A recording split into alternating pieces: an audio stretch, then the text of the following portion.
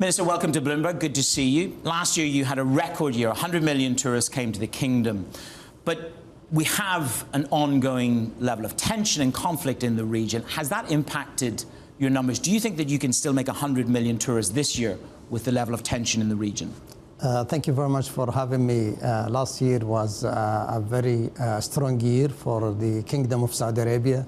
We was the highest growing country among all the G20 countries with 56% growth versus the previous year, and therefore our plan is to continue this level of growth and capture the strong rebound post-pandemic. The tension in the region is very serious. We hope it is for the short term, and we wish this will not get escalated. However, the first quarter was a strong quarter for Saudi Arabia, and we have seen a double-digit growth comparing to the first quarter last year. Just on that, we understand His Royal Highness Mohammed bin Salman has spoken to his neighbours, to the Qataris and to the Emiratis. The language there uses, I'm just curious, how is Saudi working to actively de-escalate? Is that the right way to frame those conversations? The escalate in the region is not good for anyone, and therefore Saudi Arabia, as part of its role as the biggest country in the region, and always look for peace and stability, which is in favor of everyone, is stepping up in this situation and trying to contain the situation with its neighbor. You have lived through many escalations. I just want to get a sense from you. How would you describe the situation in the Gulf right now? We look at this, it's the Middle East. The Middle East have been always historically in tension, and we look at this very serious, and we hope it will not impact the trade and travel and tourism to this part of the world. So you've had a double-digit growth year on year in the first quarter. Absolutely. I'm curious then, how much of that has been religious tourism and how much of that has been global tourism? Because that is the objective, isn't it? To balance, to rebalance. Absolutely. It's about 50-50 because we have the holy month of Ramadan in the first part of the holy month of Ramadan in the first quarter. And the Ramadan usually is very strong month for religious. However, we are introducing other means of travel to Saudi Arabia. For example, business. Riyadh became very popular in business and conferences, and also in sport, as well as the travel to Saudi Arabia for leisure. In the short term, people are keen to explore and to understand the amazing culture and to try the Saudi hospitality. And I have experienced that myself from Jeddah to Riyadh, and it is transformational in terms of what's happening. The Mandarin Oriental taking over the Al Faisaliya, etc. Just to wrap up, your job is to bring tourists and FDI. In the past 6 months, again, just for our audience, how tough has it been to draw in FDI with the tensions, with the headwinds that you have, if at all? We still, people look at Saudi Arabia as far away from this tensions, especially with the agreement with Iran, and therefore the FDI people are looking at investing in Saudi Arabia seriously and traveling to Saudi Arabia. We noticed, as I said, a very strong first quarter.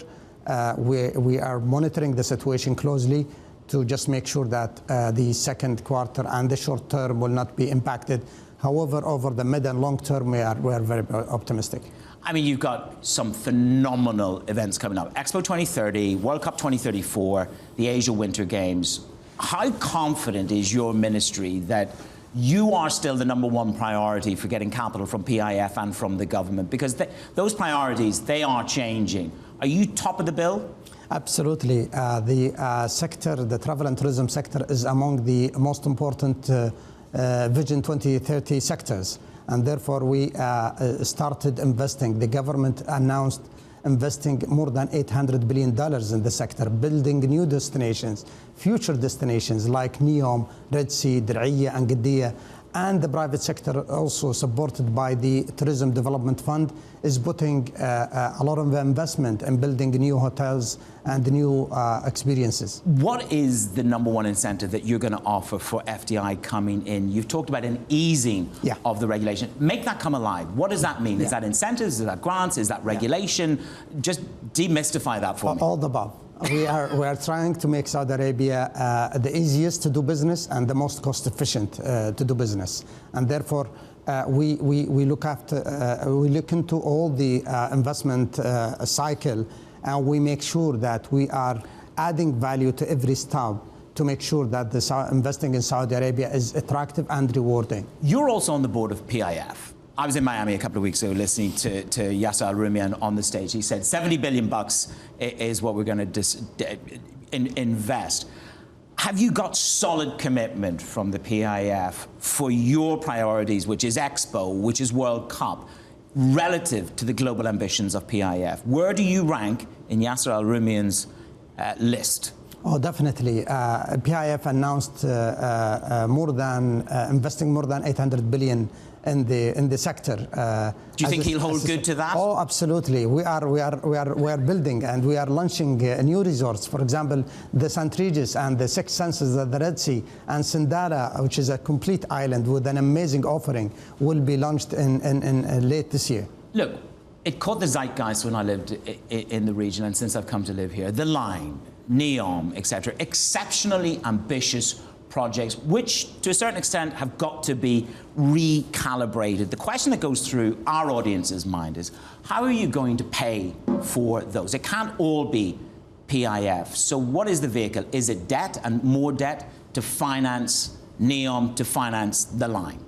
It's not only Neom and the Line. PIF have committed to build many destinations like the Red Sea, Neom, the whole Neom, which includes not only the Line, the Trojena, the Sindala, which will be launched very soon, and Hexagon, and many other parts of Neom. And therefore, they have a schedule. They want to make sure that these projects are undergoing and will be built on phases, which we announced in the past. And if you go to Neom today, you will find the construction everywhere. As I've heard from many friends that have visited, look, if I said to you, when does Saudi tourism become an investable asset? What is a reasonable answer to that? We are delivering. A realistic answer. We are delivering visitors. The market is attractive. I'll be honest with you. Saudi Arabia used to rely completely on religious tourism, and since we launched the tourism visa back in 2019, we started to receive tourists for other purposes. And last year we had like 15 million coming to explore Saudi Arabia and to sit and stay in new hotels and to experience new experiences. How important is Riyad Air to that ambition? I mean, it's the new airline, the planes are ordered. I mean, Tony Douglas is there. Is that going to be the turnkey? Because that's what it was for Dubai. Yeah, absolutely. If we think about Emirates, Dubai, and here we are, Riyad Air with Saudi. Riyad Air will be a fundamental to support achieving the tourism ambitions, and therefore it is very important for us. He's ordering planes, but at the same time we have a program called Air Connectivity Program, where we provide incentives to other carriers to fly direct flights to the different Saudi cities. And starting from China Airlines, some European airlines, Wizz Air started to fly to Saudi Arabia 3-4 years ago, and many other airlines on the queue, to make sure that we will carry the 70 million that we are targeting to bring to Saudi Arabia by 2030. The next question you have been asked 50 different ways. There's an obsession in the West with alcohol. There's an obsession with, can I get a glass of wine? Can I have a glass of wine with my dinner? My question to you is, does it change the dial for tourism? Do you think delivering alcohol in Saudi Arabia would materially change the numbers for tourism? I'll tell you something. So far, we have not faced challenges. I completely agree with you. Alcohol is important, but we decided not to offer it.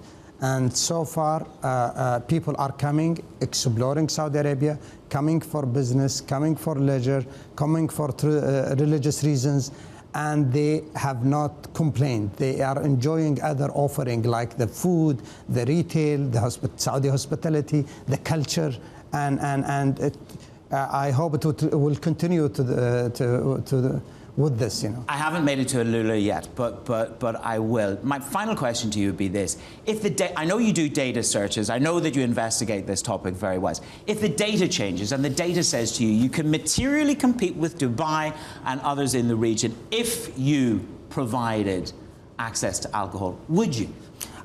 We're complementing with Dubai. We look at the Gulf region as a one region, and a matter of fact, we are in the process to launch the one visa to visit all the Gulf countries, and therefore, out of the 1.5 billion travelers, I'm very sure we will find, at least on the midterm, the 70 million who can travel without asking for alcohol. One last question, Minister. In terms of who you're pitching to for the FDI, who is it? Who is your core audience for FDI?